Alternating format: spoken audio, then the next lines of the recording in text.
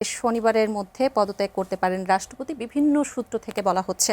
আমরা জানি যে ৫ আগস্টের পর নানা রাজনৈতিক চাপ ও বিতর্কের মধ্যেও তিনি পদে ছিলেন এবং রাষ্ট্রপতির সম্ভাব্য পদত্যাগ ও পরিবর্তন নিয়ে যে আলোচনা চলছে এই মুহূর্তে, বর্তমান রাজনৈতিক প্রেক্ষাপটে এটা কতটা গুরুত্ব বহন করে? বাংলাদেশের সাংবিধানিক যে ধারাবাহিকতা এবং বাংলাদেশের প্রশাসনিক যে ব্যাপ্তি, সেখানে সর্বোচ্চ পদ।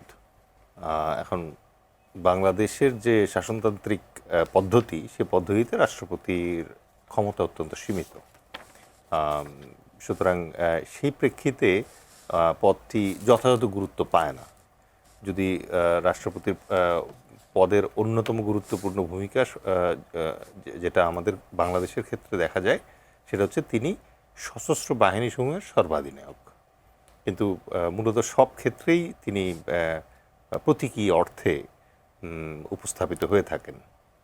তো বাংলাদেশে ইভেন গত ইন্টারিমের সময় একটা বড় ধরনের আলোচনা এবং চর্চা ছিল, যেটা হচ্ছে যে ব্যালেন্স, প্রধানমন্ত্রী এবং রাষ্ট্রপতির যে ক্ষমতার ভারসাম্য, সেটার ব্যাপারে বেশ আলোকপাত করা হয়েছিল এবং বিশেষ করে জুলাই সনদেও কিন্তু সেটা অন্তর্ভুক্ত করা হয়েছে। বাট যেটা মানে প্রাচীন একটা প্রবাদ আছে, যে যায় লঙ্কা সে হয় রাবণ। সুতরাং নতুন করে যখন প্রধানমন্ত্রী নির্বাচিত হয়েছে, যথারীতি প্রধানমন্ত্রী অবশ্যই তার যে ক্ষমতা আছে সেটা খর্ব স্বেচ্ছায় করতে চাইবেন না। এই পটভূমিতে বর্তমানে আমরা যদি আমাদের বর্তমান মহামান্য রাষ্ট্রপতির প্রসঙ্গে বলি, স্বভাবতই তিনি বিগত সরকারের আমলের রাষ্ট্রপতি এবং অত্যন্ত মানে ফর্মালি তার দায়িত্ব এমনিতেই কম, ইনফ্লুয়েন্স অনেক কম।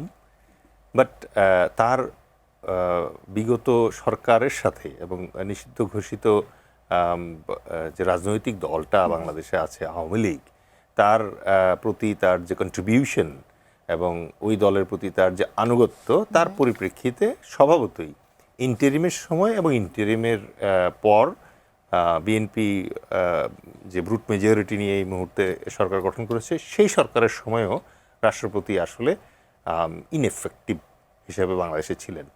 ইতিপূর্বে ইন্টারিমের সময়কালের শেষ পর্যায়ে এসে আমাদের মহামান্য রাষ্ট্রপতি কিছুটা আপত্তি জানিয়েছিলেন যে তিনি আসলে খুব একটা কমফোর্টেবল না। বিভিন্ন জায়গায় তার ছবি নামিয়ে ফেলার কারণে তিনি একটু অপদস্থ বোধ করেছেন। তিনি সংবাদ মাধ্যমে এটা বলারও চেষ্টা করেছেন এবং এরই ধারাবাহিকতায় সম্ভবত তিনি এই মুহূর্তে একটু অসুস্থ বোধ করছেন।